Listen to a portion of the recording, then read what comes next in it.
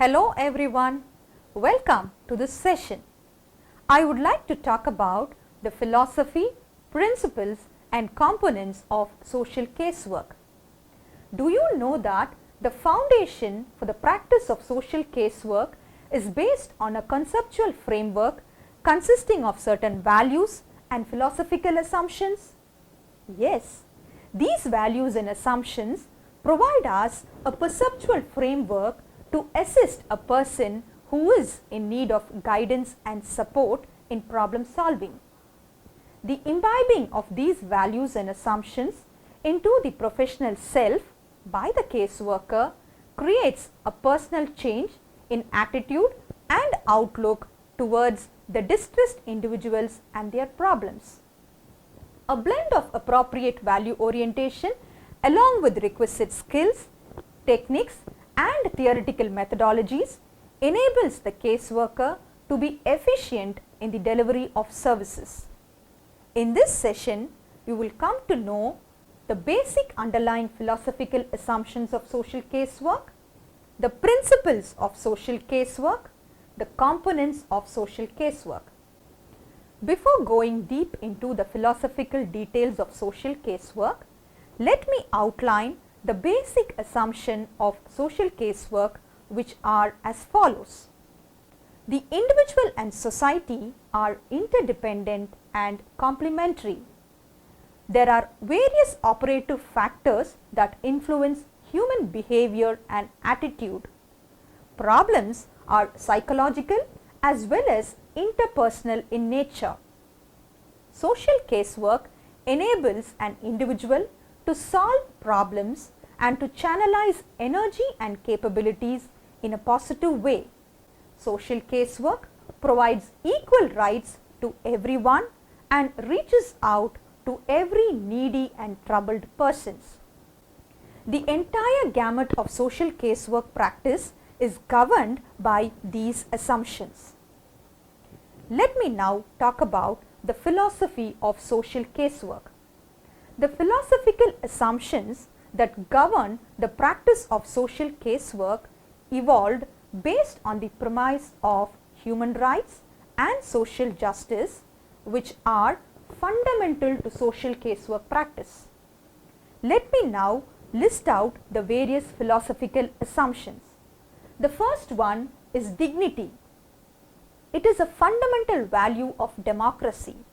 It is the belief in the capability of the individual to contribute to the society.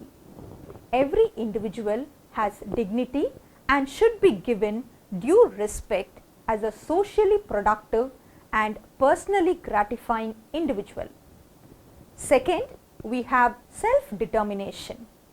It is the belief in the inherent capability of the individual to take decisions in life and the potential ability to change and cope with problems.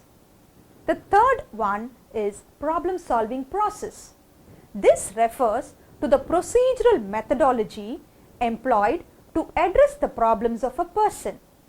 The caseworker does not imply his or her thoughts in working with a person, but based on the scientific inquiry applies relevant techniques and travels along with a person through a process and builds their capabilities to cope up with the demands of their social functioning. The fourth philosophy is based on needs. Casework is a response to the deficiencies arising in the life of a person. All individuals have common, specific and unmet needs in their life space that cause distress to them. Social casework aims to work on these unfulfilled needs and finds alternatives to address them. The last one is problems. The intrinsic nature of a problem is that it is dynamic, varied, unique, profuse, multidimensional and ever-growing. Let me now talk about the values in social casework. Every person has inherent worth and dignity. Every individual has the right to self-determination. Each one of us is the prime concern of the society, and everyone has potential for and the right to growth. Every individual in turn has to contribute to the society's development. The individual and the society are interdependent. Basic human needs have to be met by suitable services. These values form the core content of casework practice. The most basic value in social casework is the worth and dignity of every human being and the consideration that each individual is unique in his own way, possessing the ability to participate fully in the direction of his own life. These value orientations form the basis for social casework's direction. They are derived from the philosophical thoughts over years of human existence. These thoughts are to be differentiated from scientific theories that can be tested and proved. Let me now get into knowing about the principles of casework practice. Do you know what principles mean? Well, they are a set of commitments emerging from the philosophical assumptions and the idea of individualized help. These include maintaining confidentiality of persons who come with their problems, accepting them as they are, dealing with them in a non-condemning attitude, having a controlled emotional involvement, respecting each person's potential for self-determination and ability to identify and network with resources. Though these concepts originally developed from the values of social work, they got further shaped by the experience and expertise of case workers, with the result that they subsequently became casework principles or rules of action. The first principle is individualization, which means the ability on the part of the case worker to perceive the individual client as a unique person beyond comparison. Every individual is unique in his or her own way. Do you know the fact that even twins are not the same? The ways in which individuals react to problems are of varied nature. Therefore, the need to understand every person in his or her own ways is of prime importance when we are working with individuals. The case worker should focus on the uniqueness of the client rather than disparity. This principle argues that individuals should not be discriminated on any basis. The case worker's approach should be fresh towards each new person, respecting the worth and dignity of the client. The second one is purposeful expression of feelings, which means that the case worker recognizes the needs of the individuals to express their feelings. The emotions expressed by the clients during their interactions with the case worker may be positive, like laughing or smiling, or negative, like showing anger, crying, or being in silence. The expression of these feelings or emotions are channels through which the individual articulates his or her problems. No expressed emotion is meaningless, and therefore an understanding that there is a purpose for expressing such feelings is important. The case worker should understand the emotions of the individual client and stimulate him or her to express them freely. The third one is the principle of controlled emotional involvement, which implies the case worker's ability to maintain emotional sensitivity and balance towards the client's problem. It is very natural to being sensitive and understanding when working with clients. However, too much of involvement leads to inappropriate reactions that could cloud effective practice. The case worker should listen to the client's words and pay attention to his or her feelings. He or she should not only understand the meaning and purpose of expression of feelings and respond to the clients appropriately, but also be conscious of not being carried away by the client's emotions. The fourth one is the principle of acceptance. Acceptance is an attitude of the caseworker wherein he or she respects the dignity of the person. The caseworker deals with the client as they are, including their strengths and weaknesses, their positive and negative feelings. In casework setting, the worker approaches the client with a genuinely warm interest and accepts them as a person who is in trouble.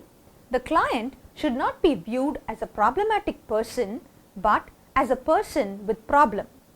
The purpose of acceptance is therapeutic in nature as it improves the dignity of the client and builds relationship between the client and the caseworker.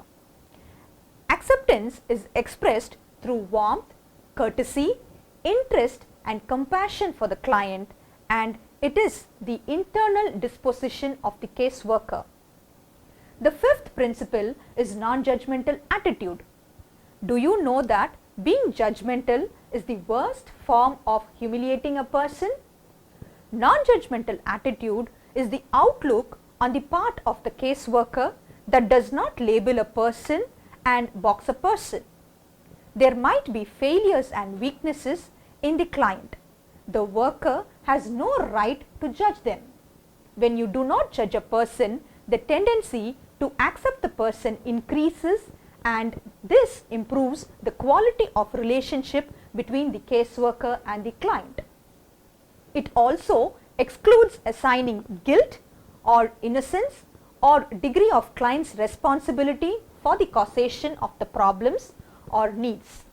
It also avoids making judgments both in thoughts and feelings about the attitude, standards or actions of the client. The principle of self-determination is the next one. The concept of self-determination means the practical determination of the client and the freedom to make own choice and decision. The principle of self-determination believes that every human being has a right to existence, and therefore the client must actively participate in the casework process. Also, the concept of democratic view holds that individuals are born free and therefore clients should also be free to choose their options. The caseworker has a corresponding duty to recognize the need, stimulate the client to see perspectives differently and use appropriate resources within the client and the community. The principle of confidentiality is the next one and a very important one. The literary meaning of the word confidentiality is keeping secret. Confidentiality is an ethical norm in many professional practices. In social work, it is one of the most important ethical principles. This principle underlines the worker's obligation not to disclose to anyone confidential information shared by the client. The principle of confidentiality holds that information regarding the client has to be preserved and maintained by the caseworker with due respect. The caseworker should not disclose the details about the client to anybody else who is not related to the agency. The client entrusts the caseworker with his past and present, and confidentiality is the basic right of the client. Maintaining confidentiality is necessary for effective casework practice. However, when situations demand breach of information for reasons directed towards the welfare of the client served, caseworkers can share information pertaining to the client. This is known as shared confidentiality, and this is in the best interest of the client and others. The decision to share the information for this purpose lies with the discretion of the caseworker. The next one is developing and utilizing resources. This principle is based on the premise that services are not charity but entitlements of the client. The principle explains the ability on the part of the caseworker to explore the internal resources of the client, such as the ego strengths, and the external resources such as family, friends, community, and to make it available to the client to solve their problems. The client may not be aware of the availability of these resources. The caseworker should provide information regarding them and should enable the client to utilize the resources effectively. The last one is the principle of communication. In the context of social casework, communication means interaction between the worker and the client. It is not necessary that both should agree on every issue that they discuss, but each can understand what the other person means if they really communicate with each other. Communication takes place in two ways in the process of an interaction. First, through words, that is, by relating in words or discussions. Second, through feelings and expressions in non-verbal manner. The caseworker should be capable of correlating the words and the expressions of the client to know the real situation of the client. In the beginning phase of the casework process of intervention, the clients share their difficulties. The conditions associated with the problem may not be as clearly explained by them as perceived. Hence, the caseworker needs to understand not only what the person says verbally, but also non-verbally through their body language. The worker must be a receptive person, an empathetic person, and non-blaming listener before they begin the session with a person who needs help in coping with problems. It is to be kept in mind that the worker has to work within the framework of the agency, and so no unnecessary promises should be made to the client. Now, let us move on to yet another important subtopic of this session, the components of casework. Yes, casework has very important components that emerged from the work of Helen Perlman. She incorporated them in her definition of casework and portrays them as active elements in her problem-solving model of casework practice. The definition goes on like this. A person weighed down by a problem seeks help for it from a place, that is either a social agency or some social institution, and is offered such help by a professional social worker who uses a process which simultaneously engages and enhances the person's own problem-solving resources. They are also known as the 4 P's of social casework. Let us now see each of these components. Person. The person is an individual who has tried all methods to resolve the problem but has found no respite and finally has come to the caseworker for some direction. The person has exhausted all his resources and is determined to seek professional help.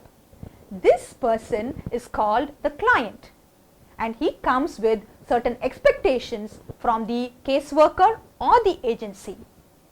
The second component is the problem. Problems include those factors that affect the person's social functioning. Problems are multifaceted and can be at various levels, such as individual problems, group problems, and community problems. Problems can also be categorized as internal psychological and external social problems. Problems also do have a chain reaction. The core problem initiates a chain reaction. For example, failure in examination can lead to poor self-confidence, which can result in loss of status, that might lead to relationship problem and inability to get a job. Sometimes being a client itself is a problem. Problems are an outcome of cause-effect process. That is, a problem can be a result of an unfavorable situation, and the result can also lead to an unfavorable situation. The client may not be aware of the core problem, and the client may experience the problem for the first time or might have experienced it earlier. The problem can be of varied nature, such as problems related to adjustment, stress, frustration, lack of resources, additional member in the family, or ill health. The next component is place. It is an agency or organization that renders professional help or service to the client.